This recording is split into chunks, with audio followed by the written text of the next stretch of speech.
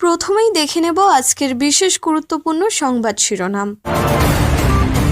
SIR মামলায় নাটকীয় মুহূর্ত, বিহারের শুনানিতে উঠল বাংলার হিংসা, দ্রুত শুনানি নাকচ করে দিল সুপ্রিম কোর্ট। অর্থহীন এসআইআর হচ্ছে বঙ্গে, জ্ঞানেশ কুমারকে মাঠে নামার নিদান দিয়ে শ্রমিক বললেন, এভাবে নির্বাচন হতে পারে না। নথি নেই, 2002-এর তালিকাতেও নেই, বিশেষ ক্ষেত্রে নাম বাদ না দেওয়ার প্রস্তাব সিইও দফতরের।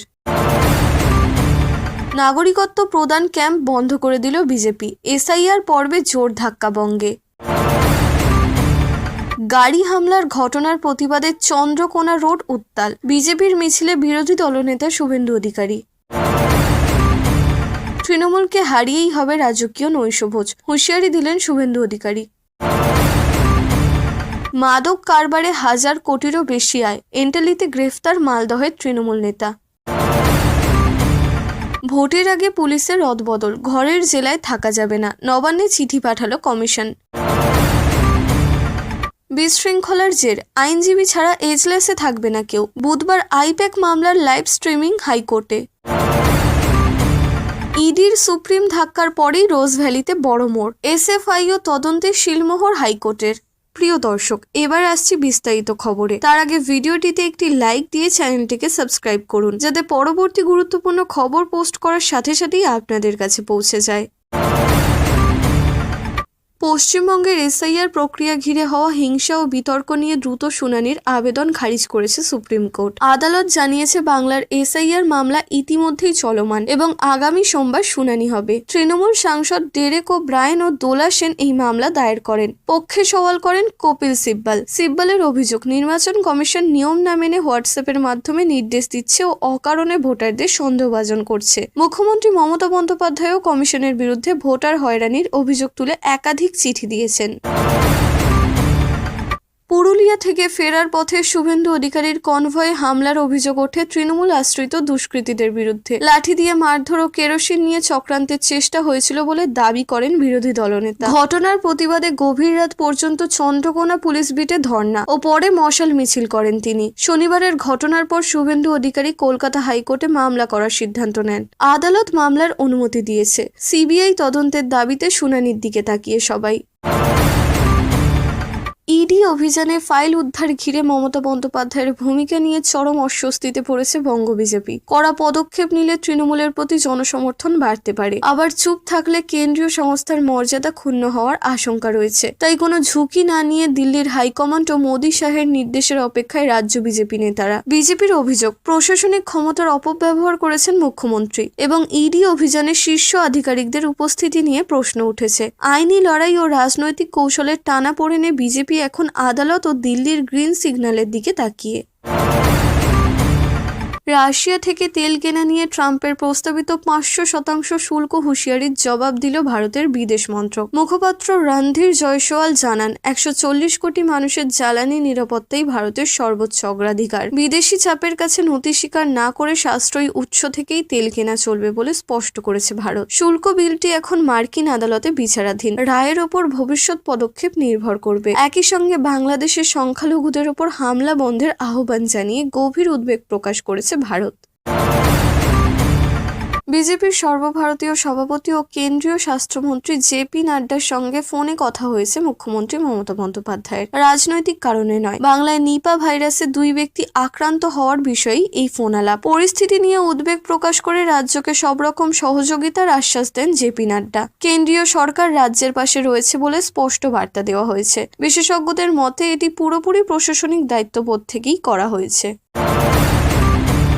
শেখ হাসিনার দেশত্যাগের পর ভারত বাংলাদেশ সম্পর্কে টানাপোড়েন বাড়লেও দুই দেশের সেনাবাহিনীর যোগাযোগ স্বাভাবিক রয়েছে বলে জানালেন সেনাপ্রধান উপেন্দ্র ত্রিবেদী। তিনি বলেন, বাংলাদেশ সেনার কোনো পদক্ষেপই ভারত বিরোধী নয় এবং নিয়মিত প্রশিক্ষণ ও বৈঠক চলছে। পাকিস্তানকে হুঁশিয়ারি দিয়ে দ্বিবেদী জানান, অপারেশন সিঁদুর এখনো সক্রিয় এবং ভারত কঠোর জবাব দিতে প্রস্তুত। সেনাপ্রধানের মতে, ইউনূসের অন্তর্বর্তী সরকার দীর্ঘস্থায়ী নাও হতে পারে, তাই পরিস্থিতি পর্যবেক্ষণ জরুরি। তবে রাজনৈতিক স্তরে বাংলাদেশ পাকিস্তানের সঙ্গে সম্পর্ক জোরদার করায় কূটনৈতিক সমীকরণ বদলাচ্ছে।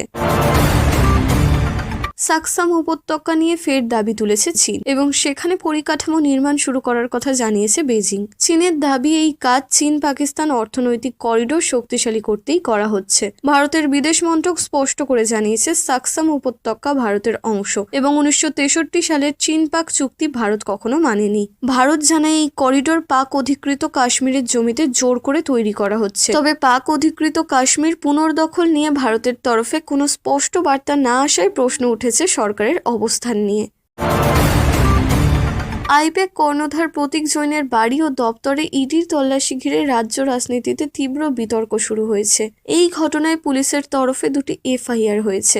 আবার ইডিও সুপ্রিম কোর্টে মামলা করেছে। 4 দিন পর কলকাতার পুলিশ কমিশনার মনোজ বর্মা জানান, বিষয়টি তদন্তাধীন থাকায় এখন বিস্তারিত মন্তব্য করা সম্ভব নয়। ইডির মামলায় পুলিশের বিরুদ্ধে ব্যবহৃত কঠোর শব্দ নিয়েও তিনি মন্তব্য করতে অস্বীকার করেন। পাশাপাশি তিনি জানান, শহরে পথ দুর্ঘটনায় মৃত্যুর সংখ্যা কমেছে এবং তা আরও কমাতে কাজ করছে কলকাতা পুলিশ। বাংলায় এসআইআর শুনানিতে এখনো পর্যন্ত 9,30,993 জনের শুনানি হয়েছে এবং 11,472 জনের নাম চূড়ান্ত তালিকা থেকে বাদ পড়েছে। সবচেয়ে বেশি অবৈধ ভোটার চিহ্নিত হয়েছে নদিয়া জেলায়, যেখানে সংখ্যা 9,000-এরও বেশি। খসড়া তালিকায় আগেই 58 লক্ষ ভোটারের নাম বাদ গিয়েছিল বলে কমিশন সূত্রে খবর। চূড়ান্ত ভোটার তালিকা প্রকাশ হবে আগামী 14 ফেব্রুয়ারি। ফলে বাদ পড়া ভোটারের সংখ্যা আরও বাড়তে পারে। এসআইআর প্রক্রিয়া নিয়ে রাজ্য জুড়ে ক্ষোভ বাড়ছে। নির্বাচন কমিশনের বিরুদ্ধে অভিযোগ তুলছেন মুখ্যমন্ত্রী মমতা বন্দ্যোপাধ্যায়। রাশিয়ার নেতা মেদভেদেভ হুঁশিয়ারি দিয়েছেন, ট্রাম্প দ্রুত পদক্ষেপ না নিলে গ্রিনল্যান্ডের মানুষ রাশিয়ায় যোগ দেওয়ার জন্য গণভোট করতে পারে। ট্রাম্প গ্রিনল্যান্ডকে আমেরিকার নিয়ন্ত্রণে আনার ইচ্ছা প্রকাশ করেছেন, যদিও ডেনমার্ক ও গ্রিনল্যান্ড তীব্র আপত্তি জানিয়েছে। আর্কটিক অঞ্চলে কৌশলগত অবস্থান ও সামরিক গুরুত্বের কারণে দ্বীপটি নিয়ে রাশিয়া ও আমেরিকার টানাপোড়েন বাড়ছে। মার্কিন কংগ্রেসে গ্রিনল্যান্ডকে 51তম রাজ্য করার প্রস্তাব এনে বিল পেশ করেছেন র্যান্ডি ফাইন। হোয়াইট হাউস জানিয়েছে, গ্রিনল্যান্ড অধিগ্রহণের বিষয়ে এখনো নির্দিষ্ট কোনো সময়সীমা নেই।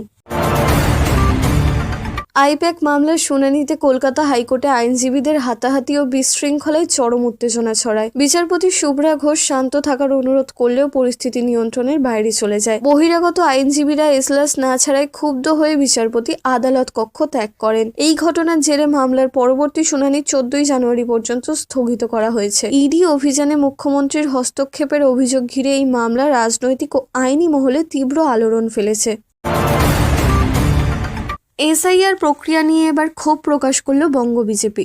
রাজ্য সভাপতি শ্রমিক ভট্টাচার্য নির্বাচন কমিশনকে হুঁশিয়ারি দিয়েছেন। তার অভিযোগ, বিজেপির তরফে জমা দেওয়া ফর্ম 7 গ্রহণ করা হচ্ছে না এবং বিএলওরা উপর থেকে নির্দেশ নেই বলছে। শ্রমিক দাবি করেন, প্রক্রিয়া স্বচ্ছ না হলে পশ্চিমবঙ্গে নির্বাচন হতে দেওয়া হবে না। এসআইআর ও বুথ নিরাপত্তা নিয়ে বিজেপি কলকাতা হাইকোর্টে জনস্বার্থ মামলা দায়ের করেছে। একই সঙ্গে সিপিএমও এসআইআর প্রক্রিয়ায় বেনিয়ম ও হেনস্থার অভিযোগ তুলে বিক্ষোভের ডাক দিয়েছে।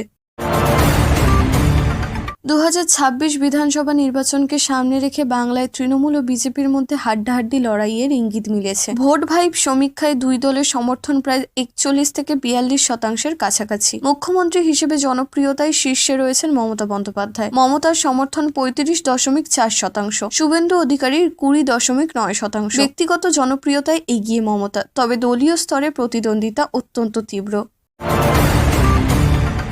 আইসিসি স্পষ্ট জানিয়ে দিয়েছে, 2026 টি-20 বিশ্বকাপের সূচি ও ভেন্যু বদলানো হবে না। বাংলাদেশ ক্রিকেট বোর্ড ভারতের বাইরে ম্যাচ চেয়েছিল, কিন্তু সেই আবেদন খারিজ হয়েছে। আইসিসির নিরাপত্তা মূল্যায়নে বলা হয়েছে, ভারতে খেলতে বাংলাদেশের কোনো বিশেষ ঝুঁকি নেই। ঝুঁকির মাত্রা নিম্ন থেকে মধ্যম পর্যায়ে, যা বিশ্বজুড়ে সব টুর্নামেন্টেই স্বাভাবিক। ফলে বাংলাদেশ দল পূর্ব নির্ধারিত সূচি অনুযায়ী ভারতেই ম্যাচ খেলবে। বাংলায় এসআইআর শুনানিতে লজিক্যাল ডিসক্রিপেন্সির কারণে প্রায় 94.5 লক্ষ ভোটারকে নোটিশ পাঠানো হয়েছে। প্রকৃত ভোটারদের বাদ পড়া ঠেকাতে সিইও দফতর নির্বাচন কমিশনের কাছে দুটি গুরুত্বপূর্ণ প্রস্তাব পাঠিয়েছে। সরকারি পেনশনের নথিকে বৈধ প্রমাণ হিসেবে ধরে বিধবা মহিলাদের নাম রাখার সুপারিশ করা হয়েছে। সন্তানদের SC/ST সার্টিফিকেট থাকলে বাবা মাকেও ছাড় দেওয়ার প্রস্তাব দেওয়া হয়েছে। কমিশন জানিয়েছে, তথ্যগত অসঙ্গতি মানেই নাম বাতিল নয়, তবে নোটিশের জবাব না দিলে প্রভাব পড়তে পারে। 2026 সালের প্রজাতন্ত্র দিবসে ভারতের প্রথম দেশীয় লং রেঞ্জ অ্যান্টিশিপ মিসাইল প্রকাশ্যে আসবে। ডিআরডিও তৈরি এই হাইপারসনিক ক্ষেপণাস্ত্রের গতি ম্যাক 10 এবং পাল্লা 1500 কিমি। শত্রুর এয়ার ডিফেন্স ফাঁকি দিয়ে যুদ্ধজাহাজ ধ্বংস করতে সক্ষম হবে এটি।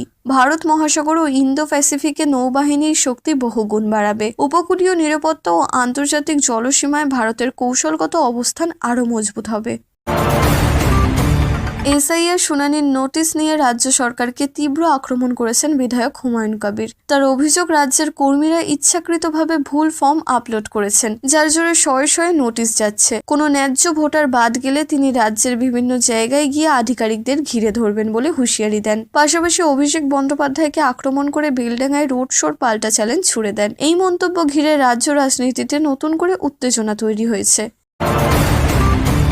নতুন বছরে রাজ্য সরকারি কর্মীদের জন্য মহার্ঘ ভাতা ডিএ 3% বৃদ্ধি পেয়েছে, যা মোট 58% পৌঁছেছে। এই বৃদ্ধির ফলে কেন্দ্রীয় কর্মীদের সমান সুবিধা পাবেন রাজ্য সরকারি কর্মীরা। প্রায় 3.9 লক্ষ সরকারি কর্মচারী ও পেনশনভোগী এই সিদ্ধান্তের সুবিধা পাবেন। মূল্যবৃদ্ধির চাপ মোকাবিলায় এই অতিরিক্ত ডিএ কর্মীদের আর্থিক সুরক্ষা নিশ্চিত করবে। অবসরপ্রাপ্ত কর্মচারীদের পেনশন, গ্র্যাচুইটি ও অন্যান্য সুবিধা সময়মতো দেওয়ার উপরও বিশেষ গুরুত্ব দেওয়া হচ্ছে। এসআইআর পর্বে বিজেপি যেভাবে ভোট ফসল ঘরে তুলবে ভেবেছিল তা পুরোপুরি ব্যর্থ হয়েছে। প্রক্রিয়ায় মানুষের হয়রানি ও আতঙ্কের কারণে রাজ্য জুড়ে প্রায় 80 জনের মৃত্যু ঘটেছে, যার জন্য মুখ্যমন্ত্রী মমতা বন্দ্যোপাধ্যায় 5 বার চিঠি পাঠিয়েছেন মুখ্য নির্বাচন কমিশনারকে। বিজেপি রাজ্য জুড়ে নাগরিকত্ব প্রদান ক্যাম্প খুললেও মানুষের সাড়া না পাওয়ায় এখন অধিকাংশ ক্যাম্প বন্ধ করতে হয়েছে। মতুয়াদের মধ্যে অসন্তোষ বেড়েছে, যারা বিজেপির কেন্দ্রীয় নেতৃত্বের নির্দেশনার অভাবে তেমন সাড়া দেয়নি। তৃণমূল কংগ্রেস পরিস্থিতি কাজে লাগিয়ে পথে ক্যাম্প চালু করে মানুষের সহায়তায় সামিল হয়েছে। ইরান সরকার বিরোধী বিক্ষোভ চরম আকার ধারণ করেছে। নিরাপত্তা বাহিনীর সঙ্গে সংঘর্ষে 116 জনের মৃত্যু এবং 2000-এরও বেশি আন্দোলনকারী আটক। পরিস্থিতি নিয়ন্ত্রণে আনতে প্রশাসন আলোচনার পথ বেছে নিয়েছে। প্রেসিডেন্ট মাসুদ পেজেশকিয়ান আন্দোলনকারীদের সঙ্গে বৈঠক করার আশ্বাস দিয়েছেন। আন্দোলনকারীদের মূল দাবি মোল্লাতন্ত্রের অবসান এবং সর্বোচ্চ নেতা আয়াতোল্লাহ আলী খামেনি সরকারের পতন। মার্কিন সংবাদ মাধ্যমের তথ্য অনুযায়ী ওয়াশিংটন ইরানের সামরিক হস্তক্ষেপের প্রস্তুতি নিচ্ছে, তবে ট্রাম্প দাবি করেছেন সমঝোতার চেষ্টা চলছে। খামেনেই প্রশাসনের সুর নরম হওয়াকে বিশ্ব রাজনীতিতে কৌশল হিসেবে দেখা হচ্ছে, যা উত্তাল ইরানকে শান্ত করতে পারবে কিনা তা এখন দেখার বিষয়। মার্কিন প্রেসিডেন্ট ট্রাম্প শুল্ক নিয়ে আতঙ্কিত। সুপ্রিম কোর্ট যদি তার শুল্ক বৈধ না মনে করে রায় দেয়, তবে আমেরিকার কয়েক ট্রিলিয়ন ডলারের ক্ষতি হবে বলে দাবি করেছেন। ট্রাম্পের মতে শুল্ক জাতীয় নিরাপত্তার জন্য গুরুত্বপূর্ণ এবং ভারত রাশিয়া বিষয়ক বাণিজ্যেও এই শুল্কের প্রভাব পড়বে। তিনি পুনরায় জানিয়েছেন, ভারতের সঙ্গে পাকিস্তানের সংঘর্ষের সময় তিনি মধ্যস্থতা করেছেন এবং বাণিজ্য আলোচনাকে হাতিয়ার হিসেবে ব্যবহার করেছেন। মোদি ও ভারতের পক্ষ এইসব দাবি বারবার অস্বীকার করেছে। ভারত পাকিস্তান দ্বিপক্ষীয়ভাবে যুদ্ধবিরতি সমঝোতা করেছে। ট্রাম্প ভারত পাকিস্তান সংঘাত থামানো এবং শুল্ক প্রয়োগ নিয়ে ক্রমাগত নিজের কৃতিত্ব দাবি করলেও বাস্তবে বাণিজ্য চুক্তি ও সংঘাত নিয়ন্ত্রণের বিষয়টি এখনো অসম্পন্ন। বিরোধী দলনেতা শুভেন্দু অধিকারীর ওপর হামলার প্রতিবাদে মঙ্গলবার বিকেলে পশ্চিম মেদিনীপুরের চন্দ্রকোনা রোডে বিজেপির প্রতিবাদ মিছিল অনুষ্ঠিত হয়। সাতবাঁকুড়া থেকে স্টেশন পাড়া পর্যন্ত কয়েক হাজার কর্মী ও সমর্থক মিছিলে যোগ দেন। মিছিল শেষে স্টেশন পাড়া এলাকায় প্রতিবাদ সভা হয়, যেখানে শুভেন্দু অধিকারী বলেন অভিযুক্তদের বিরুদ্ধে কড়া ব্যবস্থা নেওয়া হবে। বিরোধী নেতা শুভেন্দু অধিকারীর ওপর হামলার প্রতিবাদে রাজ্য জুড়ে তীব্র আন্দোলনে নেমেছে বিজেপি। রবিবার বিকেলে যাদবপুর 8B বাসস্ট্যান্ড থেকে রাসবিহারী মোড় পর্যন্ত মিছিলের নেতৃত্ব দেন তিনি। মিছিল শেষে জনসভায় শুভেন্দু দাবি করেন, ভোটার খসড়া তালিকা থেকে 58 লক্ষ নাম বাদ পড়া কেবল প্রাতরাশ মাত্র। চূড়ান্ত তালিকা প্রকাশের মধ্য দিয়ে আসল গণনা হবে 14ই ফেব্রুয়ারি। তিনি তৃণমূলকে রাজনৈতিকভাবে পরাজিত করার পরই গেরুয়া শিবিরের নৈশ ভোট সম্পন্ন হবে বলেও ঘোষণা করেন। ভোটার তালিকা সংশোধন ও দলের কর্মীদের ওপর হামলার ঘটনাকে কেন্দ্র করে শুভেন্দুর এই মন্তব্য রাজ্য রাজনীতিতে ব্যাপক আলোড়ন সৃষ্টি করেছে। কলকাতায় গ্রেফতার করা হয়েছে মালদহের মাদক চক্রের প্রধান এনারুল শেখকে। অভিযোগ, তিনি মণিপুর ও অসম থেকে আনা কাঁচামাল দিয়ে কালিয়াচকে ব্রাউন সুগার তৈরি করত ও হাজার কোটি টাকার মাদক ব্যবসা চালাতো। এনারুলকে এন্টালি থেকে গ্রেফতার করা হয়েছে, সঙ্গে তার কাকাকেও আটক করা হয়েছে। বিরোধীরা অভিযোগ তুলেছেন এনারুল তৃণমূল নেতা এবং মন্ত্রী সাবিনা ইয়াসমিনের ঘনিষ্ঠ। এ প্রসঙ্গে মন্ত্রী সাবিনা ইয়াসমিন বলেছেন, কোনো অপরাধের সঙ্গে যুক্ত ব্যক্তিকে তিনি কিভাবে জানতেন? তার সঙ্গে তার সম্পর্ক থাকায় কেক খাওয়ানোর ছবির ঘটনা রাজনৈতিক অপপ্রচারের অংশ। বিজেপি নেতা সজল ঘোষ দাবি করেছেন, সাবিনা ইয়াসমিনের সঙ্গে এ ধরনের ব্যক্তিদের সম্পর্ক রয়েছে। নির্বাচন কমিশন পশ্চিমবঙ্গ পুলিশকে বদলির নির্দেশ দিয়েছে। যারা সরাসরি নির্বাচনের সঙ্গে যুক্ত তাদের দীর্ঘদিনের জেলা থেকে সরানো হবে। 31 মে 2026-কে বেস ডেট ধরে বদলি সম্পন্ন করতে হবে। যারা নির্বাচনের সময় গাফিলতি করেছেন বা মামলার শিকার তাদের দায়িত্ব থেকে সরানো হবে। নির্বাচনী দায়িত্বপ্রাপ্ত পুলিশকে ফরম্যাটে ঘোষণা দিতে হবে আত্মীয়তা বা মামলা সংক্রান্ত তথ্যসহ। সব মিলিয়ে বিধানসভা ভোটের আগে প্রশাসনিক নিরপেক্ষতা নিশ্চিত করতে বড়সড় রদবদল হবে।